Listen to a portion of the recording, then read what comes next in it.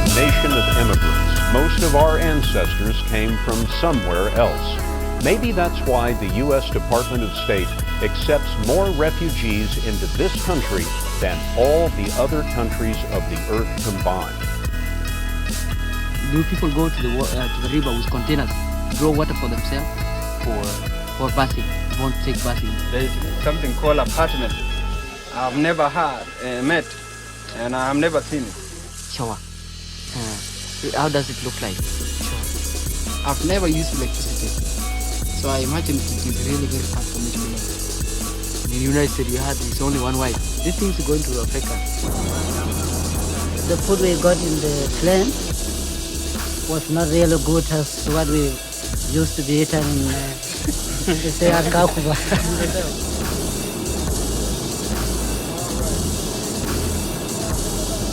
It looks like soap, that small one. I don't know if it's soap or bitter here. I just see because people say it's food, eat. But when I try to taste, it's like soap actually. And even now I cannot tell. Is that meat? Is that milk? Is that ghee? I cannot tell.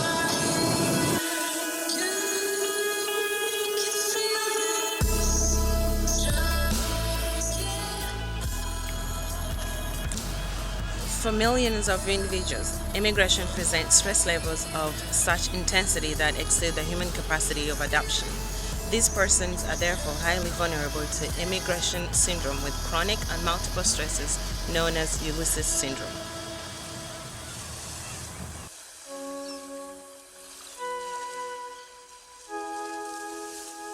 This syndrome is an emerging health concept in our societies, making itself manifest in the current context of globalization, in which the living conditions of a large majority of immigrants have deteriorated dramatically.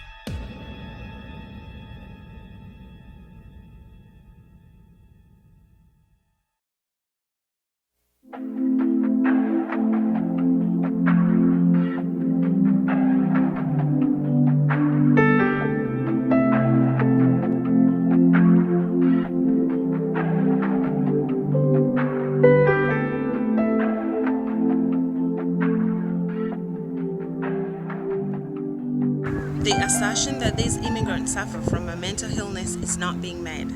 These immigrants give a negative result in the Hamilton questionnaire for both anxiety and depression. The term indicates that they suffer a series of symptoms which pertain to the mental health sector, which is a wider area than that of psychopathology. Actually, first when I came, I studied very hard and I overcame a lot of challenges as a foreign medical doctor. And however, after 3 years, I woke up from this beautiful dream to find and to see that there's no job for me here as a doctor. So they have told me to just stay in this country and work whatever work. It's not necessary to do what you want. But I know that there are many people like me as immigrants, and they are suffering from being jobless in this country.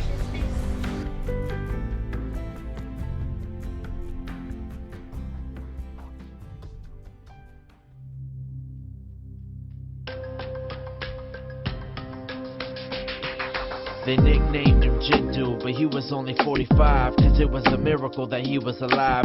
Father of 4, couldn't afford to live his life paralyzed by the perils of war, so he goes to work the same way as before, until he found a note stuck on his car door. It was scribbled in blood saying your kids aren't safe, so they packed up their bags and left the same day. Now he's a refugee in the land of the free, but nobody's in the street passing bread out to eat, and he can't find a job cause no matter where he goes they tell him, sorry Jiddu, you're too old. So what's he gonna do, man? He doesn't even know. His daughters don't look at him the same as before. A former CEO scrubbing bathroom floors, and he wish he would have. My name is Amira Azu.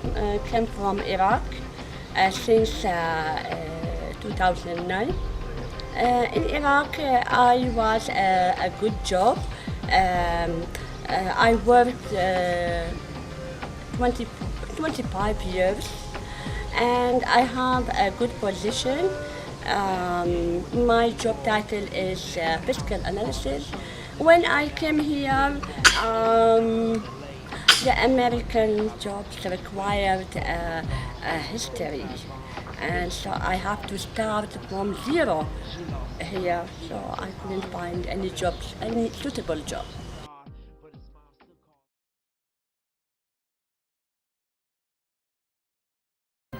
I came here as a student, and even though my husband's family is here, I miss my own family, my mom, my dad, my really best friends, and I used to really be sad, sometimes cry too, to express my feelings with the difficulties I faced here. Initially with everything, the culture, I miss my culture. When I came here, I didn't even recognize the festivals were gone. So it's like missing the whole bunch of culture, like every day. And I want to give my daughter all those culture experiences, but I cannot. And that's really, really sad part of it. And I wish that I can go back to India and tell her or give her the experience that I had with my culture. When I was around 4 years old, I migrated with my family, and it was like a huge difference for us. Like when we came here, because we came here straight from a town in India to a completely developed country. So everything was different for us. Everything was something like the roads, the construction, the infrastructure, even the people. Everything was different. The language was extremely difficult for us to communicate with the people and all that kind of stuff.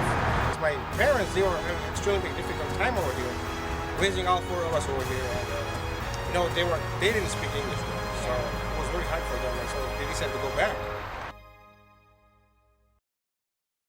My name is Waleed Anwar from Pakistan. The way I learned to speak English was just watching a lot of TV and cartoons and stuff like that, and that's how it's started getting better at how the slangs work and how people communicate, what's the right thing to say, what's not the right thing to say, so that's how I got better. I slowly started getting better at it once I was actually in high school. Started playing sports, I played basketball and soccer, so I had a big group of friends then, but I know I remember when 9/11 happened, I was in sophomore year, and slowly my friends started drifting away, and that was like a big an eye-opener for me on how things can be difficult here for a lot of immigrant people. It made me feel really, kind of like betrayed almost, because the people that I've been playing sports with or that I was friends with in different classes and stuff like that, they stopped hanging out with me. But the people who did stick around regardless of your race or culture, that's what I call my true friends and stuff. I was a child when we first moved into this country, but I know that for my parents that they had a difficult time process-wise coming into this country. We came here as refugees from a communist country, so my parents had to, just my mother and my father and my sister and me, and my father had to bring us over to Thailand, and I have no idea how they did it, but going through the jungles and getting shot at by the communist regime of Laos and everything, and then just struggling to survive, and then being put into a refugee camp into Thailand for a few years before we were able to come here to the United States. So I know that for my parents it was a hard struggle, and I cannot imagine how they went through that. But I know that as for me, if I were to go through that part, I don't know how I would survive. So my parents are the reason why that we are here, and I know that they struggled a lot coming here to this country. So.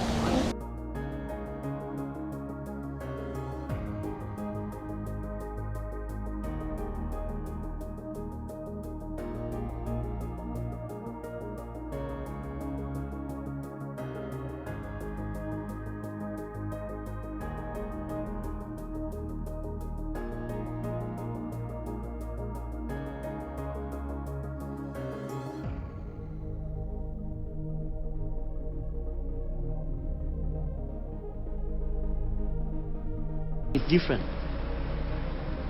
It's kind of irritating because people know you're from Africa. They say, "Oh, where are you from Africa?" Yes. Some people, they say, like, do you live in the forest? Nobody's born in the forest. You can't live in the forest. You have to live in a house. In the United States, people are not friendly. You can find somebody walking in the street by himself, don't even talk, You cannot go to the house of somebody who you don't know, though you are all Americans. You call the police, why this guy come to my house and I don't know him. But in Sudan, they can ask you, have you got lost? Are you new to this place? They can ask you. You say, I'm new to this place, they can show you where you are. You can even talk with them. It is important we ask them, how do people work in this area? How do people feel when you ask somebody, now can you show me a way? How do he feel, That's difficult. You cannot even ask him because these are different people. Huh? It's really difficult. I don't know how we're going to be acquainted with this life.